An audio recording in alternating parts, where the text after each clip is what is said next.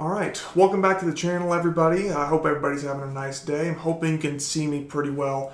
I think I've got myself at a good distance and set up to where hopefully you can see me. Trying to kind of give my thoughts on the 2022 Subaru BRZ, kind of as it stands right now, having just been released. So what I'm going to try to do is kind of give you my perspective on it as somebody who does own mine's a 2014 Subaru BRZ, and kind of having worked, actually did work at a Subaru dealership as one of the salespeople. Kind of what my thoughts are on the new car, because it has been kind of contested, to say the least, as far as the looks about it. And one of the biggest gripes that people have had about the car, since its introduction, was the lack of power. I'm just going to give you my opinion on it and see, what you guys think and what you guys, what you guys think about it. So I'm going to go ahead and get started. I'm just going to kind of run through the Subaru website. Obviously, I'm not going to play any videos of the car, because of copyright issues and things like that. But kind of go through what Subaru's put out there and give you my thoughts on it. So right here, initially, as we look at the car, the first thing that honestly hit me when I saw this picture was I thought it resembled a lot of the basic lines of a Nissan 350Z. Personally, I thought kind of the way that it looks like it haunches down here at the back, at least from like this kind of a 3/4 view. It looks a lot like kind of the body line on the 350Z. And I think that's helped kind of by the way that the taillights work on this car as compared to the previous model. I kind of feel like the bumper kind of flows up into the roof line, more so than it does on mine and on the current generation Subaru BRZ.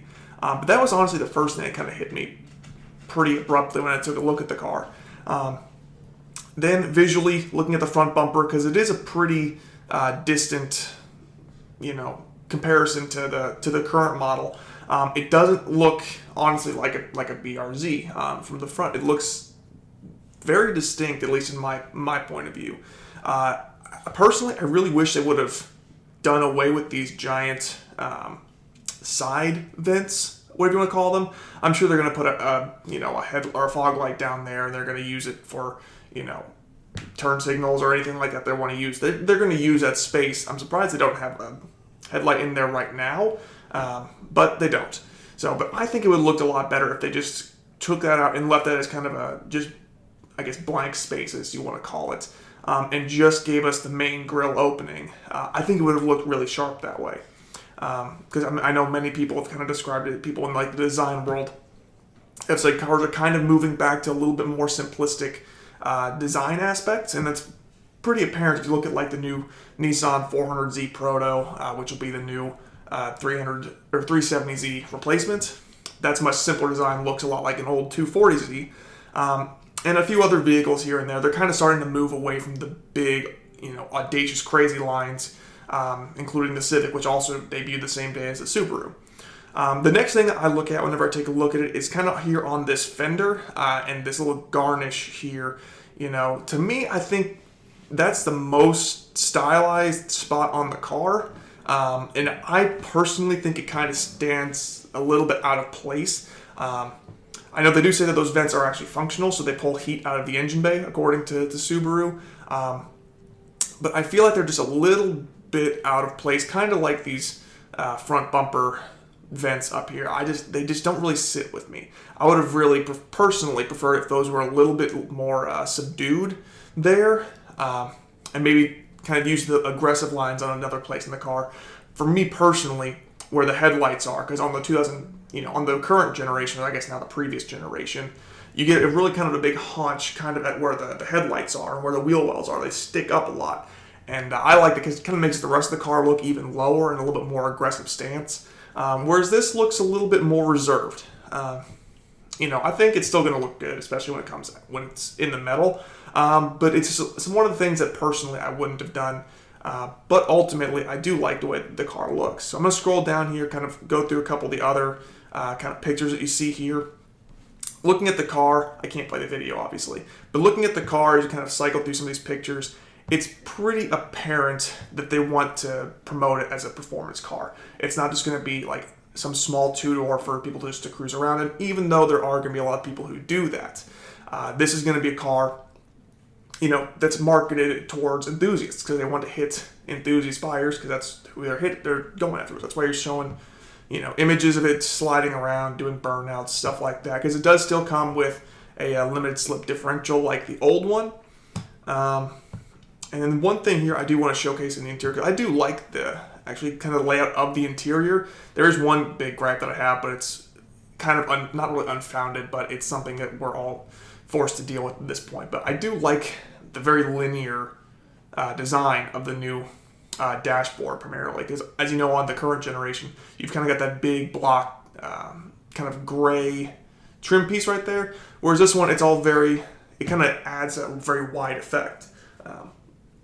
Because if you ever sat in one of these cars, it's pretty short in this dimension as far as how close you sit kind of to the steering wheel, especially if you're taller like me, like I'm 6 feet tall, so I'm a little bit closer to the wheel, a little bit more space constrained. But the width of the car feels very, very good, and this is, I think, going to accentuate that. It's going to make it even feel bigger on the inside. And then speaking of space, the car did actually get slightly longer. Nothing drastic. It's only 0.2 inches in overall wheelbase length. But I think that is something that, you might notice in the car, because you're going to have more space to work with. And there's a few things I do think involving that space that, might help out the car here in several years, but ultimately that's to be seen with Subaru and what they choose to do with the car. But I'm going to scroll down a little bit further now, kind of take a look at what they're saying about the car. Obviously, it's been completely redesigned. It's still very much on the same platform that the previous model was. However, it has been modified significantly. So it's been completely redesigned, re-engineered for more horsepower and torque. That comes primarily from them changing over to the FA24 engine. Horsepower moves up to, I think they said 228 horsepower, and I think 184 pound-feet of torque coming out of the new motor. And then one of the biggest things, because I do go through this in some of the recent videos about it, it comes on much sooner. The torque isn't stuck way at the top end of the rev range. It's actually somewhere usable. So the famed torque dip on the Subaru BRZ and the GT86, that's going to be gone with this. So it's really, that's a very big drivability change for the car. So it's going to feel a lot more powerful as you drive it compared to the current one, where you've really got to wring it out if you want to see that, that power gain or that sensation of power. But as you can see in here, nothing really drastically changes within the engine bay. You've still got the battery parked back up here on the passenger side of the engine. It's not any further back or further forward from what I can visually tell looking at the placement of the motor between the shock towers. I mean, really not a lot changed on this from at least visually looking at the engine bay, but it is a different engine, and it does give you a lot more torque primarily. Now, this does come at the cost of, I think it's a 13.5 to 1 compression ratio, whereas the current model is, I think, either 12 or 12.5 to 1. So using premium fuel is going to be super imperative on this vehicle. And that's one of the things that I think might bite Subaru. Not so much with the manual transmission ones sold, because those are primarily going to go towards enthusiasts who are going to put premium in it, or most likely you're going to put premium gasoline in it. But on the automatic cars, where you're probably going to see people who, the few that do buy these cars, not so much as a performance car, but just because they think it looks cool, probably sticking regular gas in there and potentially wreaking engine damage that these cars might be known for here in the in the future. But obviously, it remains rear-wheel drive. Nothing crazy or shocking about that. Staying rear-wheel drive. So not too much I really have to say about that. It did remain fairly close to its curb weight. I think it picked up like 40 pounds overall. But my guess is that 40 pounds went to someplace very, very important. Because they do say about the car, I don't know if it's on one.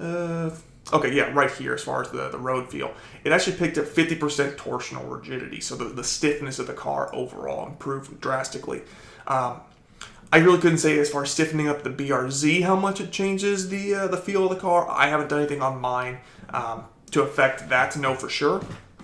But on my Mazda, my Miata, one of the biggest things I did notice, because I put a roll bar in the back of the car, it made the car feel night and day difference between having the roll bar in and the roll bar out. Over bumps, the rear end felt much more planted, much more stable. It felt smoother. It did a lot of good things.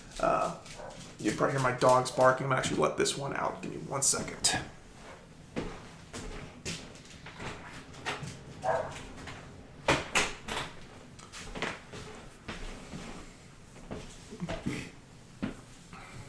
But yeah, it feels a lot smoother having it like that. So I think this is really going to change the car for the better, having it as a much more stiffer overall body. It's going to feel a lot more structurally sound and better put together. And that is going to help in part with the suspension of the car. It's going to make it a lot easier for them to kind of have the car feel better as you drive it. It's not going to have to be super stiff to give you that stiff feeling. The car itself is stiff, so the suspension can kind of move a little bit more, but you don't really lose the the stiff feeling, because it's still going to want to stay pretty planted, but it'll take bumps better. Let's see. Yeah, and then up here it still shows, hasn't changed, still max struts in the front, multi-link rear. So nothing really changes there. It does say that the rear track was widened out a little bit. A little bit more balance doing that. Car doesn't want to roll over as much. Changes right there. The car, right here, you can actually see the rear end of the car, which personally I think looks really good.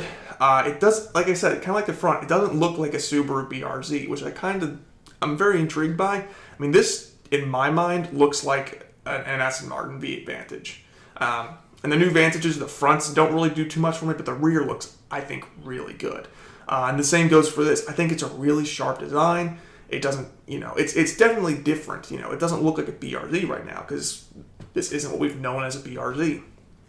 But one of the biggest changes, when I noticed it, that's probably why it stands out so much compared to the current generation, is that they moved the license plate. So the license plate is now down here below the trunk, whereas on the current ones, it's up in the trunk. And I think with the plate being up higher on the current model, it kind of, and the fake diffuser that you have on the current model, it really kind of picks the trunk or the rear end of the car up visually. Whereas this kind of brings it a little bit more back down, kind of gives it a little bit more planted look at the back. And that's also, I think, accented by something I don't really like, which are these body lines right here for the rear bumper. And they just visually stick out a lot for me. I think that's just ultimately crash safety standards. They have to have bumpers bigger, stronger, higher up, primarily because more cars are turning into SUVs. So your impacts are happening at a higher level. So that is something I don't particularly like, but that's something that you can't get around nowadays. But one of the things that it does offer now is Subaru's EyeSight technology, which is something, as having been a former Subaru salesperson, that's actually huge. Because EyeSight is actually their pre-collision braking, but the main benefit that at least you'll use every day if you're driving it is going to be the adaptive cruise control. I've got friends that have used the adaptive cruise control in these Subarus, and they absolutely swear by it. They loved it. And that's a nice thing to have on here for adaptive cruise, because having used it a couple times, my current cars have it. It is a really cool feature, because, if you come up on somebody doing 2 miles an hour slower than you, but you're not in any crazy rush, you're getting off the exit here in 2 miles or whatever anyway, you don't have to change anything about your cruise control. You just stick behind them at a preset distance you can choose, and you just sit there until you get off the road. So that's a really cool thing that they have that in there. It does a lot for you, so it's nice to see that get put in there. It doesn't do anything for the performance of the car, unfortunately, but it is a nice feature ultimately. Let's see. It does show that they also have, they claim upgraded high-performance wheels, tires, and brakes. They might be slightly different from the current models. Standard brakes might be slightly larger. I don't know that they're going to make too much of a feel difference overall. I know obviously you have the performance pack brakes on the new ones, which these aren't, and these don't resemble, or on the previous model. I'm sure we're going to get those on here too. But for now, it looks like you're just getting one brake package. Though you are getting Pilot Sport 4 tires as a standard equipment, as opposed to the Michelin Primacy tires that you get standard on the performance pack cars. So that's a little bit of a change. I'm guessing we're probably going to see Michelin Primacies on these cars as well when they come out to the markets. You're not going to have to take the summer tires, but we'll see what they choose to do with it. A couple of things that I don't like on here, or well, the main thing I don't like in here visually, is the digital instrument cluster. This is a personal thing for me. I really hate digital clusters, and I'm really not a huge fan of the giant touchscreen navigation system, they have in the center console. I don't like those personally. I get wigged out on thinking that, oh, well, if this ever breaks, it's going to be a huge bill for me because, I'm paying for a specific piece of technology to replace in what's effectively a much larger piece of technology. It just doesn't sit well with me personally. Some people love having digital clusters, and that's been a trend recently in the aftermarket community, is putting in digital dashes so that you have a lot of control. Because what you do get with this is a lot of control over what you see and what you have displayed versus a standard analog cluster where you're just going to get the same gauges all the time. You have no choice, no options for you. So I can see the value that this does offer, but aesthetically and long term, it's just something I don't really care for. And I would rather not have personally in my car. Let's see, what else do we have on this page that I haven't discussed? Doesn't really look like there's too much else on this page, at least, that I haven't discussed. But some of the biggest things that people have been, at least the chatter has been in the last 24, 48 hours since recording this and since it being debuted. One is the looks, but looks are subjective. It depends how it hits you, if you like it or if you don't.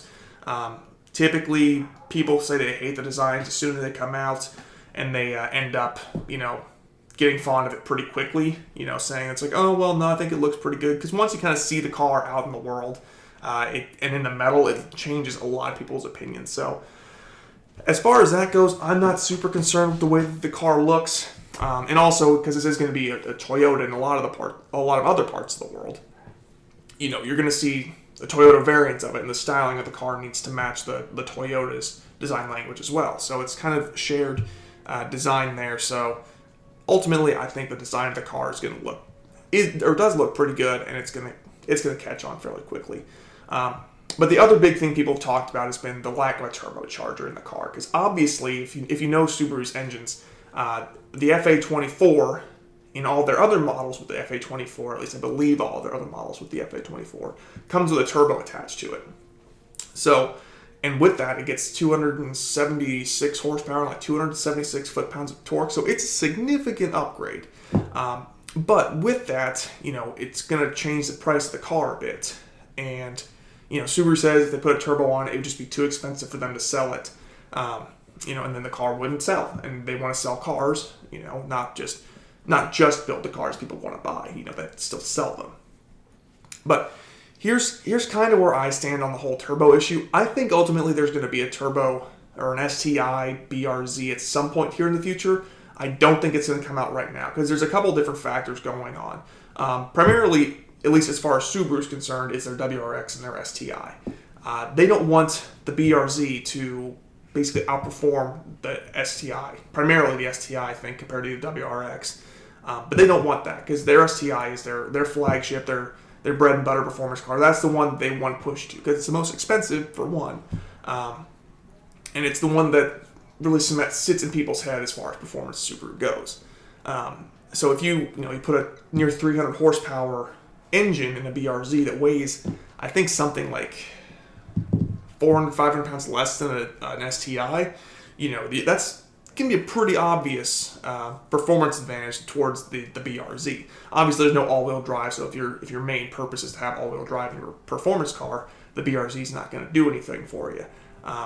But that is, I think for Subaru at least, the STI is what they don't want to clip at the heels of with the turbo and the BRZ, at least not yet. And then on the Toyota side of things, because I didn't think about this, I saw another video where they were discussing the Toyota side of this. You do have the four-cylinder Supra as well. Personally, I don't see the appeal behind a four-cylinder Supra. I think the Supra should only be sold as a six-cylinder variant because that's what people understand. That's what people kind of expect out of the Supra.